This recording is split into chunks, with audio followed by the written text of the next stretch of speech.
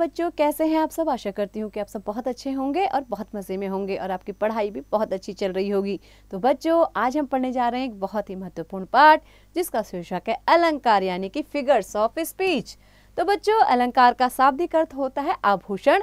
जिस प्रकार स्त्रियां अपने आप को आभूषणों से सजाती हैं, उसी प्रकार कवि या लेखक भाषा को शब्दों से सजाते हैं, अर्थात अलंकृत करते हैं। भाषा के इन्हीं आभूषण शब्दों को अलंकार कहा जाता है। अलंकार के प्रयोग से भाषा प्रभावशाली एवं आकर्षक बन जाती है। अलंकार काव्य को सजाते हैं। आइए बच्चों, अब जानते हैं अलंकार के भेद यानी कि kinds of figures of speech. बच्चों, साहित्य में कई शब्दों के प्रयोग से उसके सौंदर्य में वृद्धि होती है, तो कई अर्थ में चमत्कार उत्पन्न करके काव्य के सौंदर्य का अलंकरण किया जाता है। इसी आधार पर अलंकारों को निम्नलिखित 3 भागों में बांटा जाता है। पहला है बच्चों शब्दालंकार, जहाँ काव्य में केवल शब्द का चमत्कार हो वहाँ शब्दालंकार होता है। अर्थालंकार, जहाँ काव्य में अर्थ का चमत्कार हो वहाँ अर्थालंकार होता है। उभय अलंकार, जहाँ शब्द में भी चमत्कार हो और अर्थ में भी वहाँ उभय अलंकार होता है। इस अध्याय में हम आपको शब्दालंकार और अर्थालंकार के भेदों व उनके उदाहरण के बारे में बताएंगे। तो आइए बच्चों, जानते हैं शब्दालंकार क्या होते हैं। तो बच्चों, शब्दालंकार के निम्नलिखित 3 भेद है। कौन कौन से। पहला है अनुप्रास अलंकार। जिस काव्य रचना में व्यंजन वर्णों की आवृत्ति एक या एक से अधिक बार होती है वह अनुप्रास अलंकार होता है। जैसे चारु चंद्र की चंचल किरणें खेल रही है जल थल में। यहाँ बच्चों चौ वर्ण की आवृत्ति बार बार हुई है। चारु चंद्र की चंचल है ना। ऐसे ही मोर मुकुट मकराकत कुंडल, यहाँ पे मौ वर्ण की बार बार आवृत्ति हुई है, इसलिए यहाँ पे अनुप्रास अलंकार है। अगला है बच्चों यमक अलंकार। जब किसी काव्य रचना में शब्दों की आवृत्ति बार बार हुई हो और उसका अर्थ प्रत्येक बार भिन्न हो तो वहां पर यमक अलंकार होता है। जैसे हरि हर से हरि देख कर हरि बैठे हरि पास, या हरि हरि से जा मिले वहाँ हरि भये उदास। तो बच्चों यहाँ पे क्या है, हरि के बीच जो अर्थ है वो किस किस का है। यहाँ पे सर्प में, मेढक तथा समुद्र में। यहाँ पे हरि के 3 अर्थ हैं। ऐसे ही दूसरा उदाहरण है कनक कनक ते सौगुनी मादकता अधिकाय वा खाए बौराए जग वा पाए बौराए। तो बच्चों यहाँ पे कनक का अर्थ तो एक बार क्या है धतूरा और एक बार कनक का अर्थ है सोना। तो बच्चों अब देखिए तीसरा अलंकार है श्लेष अलंकार। श्लेष का मतलब है बच्चों चिपका हुआ। जहाँ शब्द तो एक बार आए पर उस शब्द के अनेक अर्थ निकले वहाँ श्लेष अलंकार होता है। जैसे रही मन पानी राखिए बिन पानी सब सून, पानी गए न उबरे मोती मानुष चून। बच्चों यहाँ पानी शब्द के अर्थ हैं आब यानी इज्जत, मान और जल। तो बच्चों आगे बढ़ते हैं। अगला है बच्चों अर्थालंकार। तो अर्थालंकार के बच्चों निम्नलिखित 5 भेद है। कौन से। पहला है उपमा अलंकार। उपमा शब्द का अर्थ होता है बच्चों तुलना करना। जहाँ एक वस्तु की तुलना अत्यंत समानता के कारण या सादृश्यता के कारण किसी प्रसिद्ध वस्तु या प्राणी से की जाए वहाँ उपमा अलंकार होता है। जैसे मुख मयंक सम मंजु मनोहर, यानी कि मुख चंद्रमा के समान सुंदर है। उपमा के 4 तत्व होते हैं, उपमेय, उपमान, वाचक और साधारण धर्म। तो बच्चों उपमेय क्या होता है। बच्चों जब जिसकी तुलना जिसकी अन्य वस्तु से तुलना की जाती है उसे उपमेय कहते हैं। उपमान होता है जिस वस्तु से तुलना की जाती है ना। जैसे उपमेय क्या हो गया, यहाँ पे मुख हो गया, उपमान हो जाएगा चंद्रमा।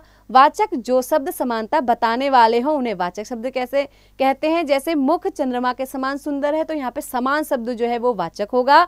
और साधारण धर्म यानी उपमेय और उपमान में जिन गुणों के कारण तुलना की जाती है उसे साधारण धर्म कहते हैं। जैसे यहाँ पे क्या है, मुख चंद्रमा के समान सुंदर है, यहाँ पे सुंदर शब्द साधारण धर्म हो गया है ना। मुख है उपमेय और चंद्रमा है उपमान और आपका क्या कहते हैं समान जो है वो हो गया साधारण वाचक और जो आपका सुंदर हो गया वो हो गया साधारण धर्म। आगे बढ़ते हैं बच्चों रूपक अलंकार।